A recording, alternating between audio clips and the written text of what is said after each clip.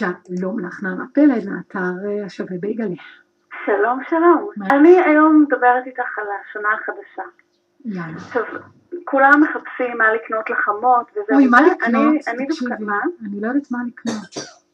עזבי, אני לא פותרת לך את הבעיה, תקני איזה משהו מיללין, אבל אני חיפשתי מה לקנות לעצמי. אוקיי. אדם קרוב אצל עצמו. נכון. ואני באיזשהו יום ממש רב שלי, הסתובבתי בעזריאלי, ופתאום מצאתי טבעת שחיכתה רק לי. איפה? כמה?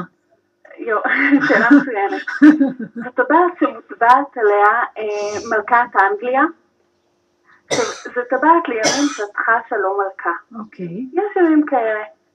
שמתי אותה על היד, היוצרת היא מירב שביט. זה התאים לי לכל יוצרת כל יום. מיני דברים ככה ויקטוריאנים כאלה, מסרקות וזה וזה. שזה הולך לא רק עם שמלות מכוך, אלא גם עם ג'ינס. מעולה. ומאז ששמתי את האצבע, את הטבעת על החמיצה, מדובר במלכת האנגליה. מה את אומרת? לא תתווכחי איתי, כן, מלכת האנגליה. וזה בצבע זהב? וזה מוזהב, אפשר להיכנס עכשיו לצריכה וצריכה, אני צילמתי את זה מכל הכיוונים. הימום. טוב, כמה? 450. בסדר. לא כסף לאושר. מה זה אושר מול 450? בדיוק.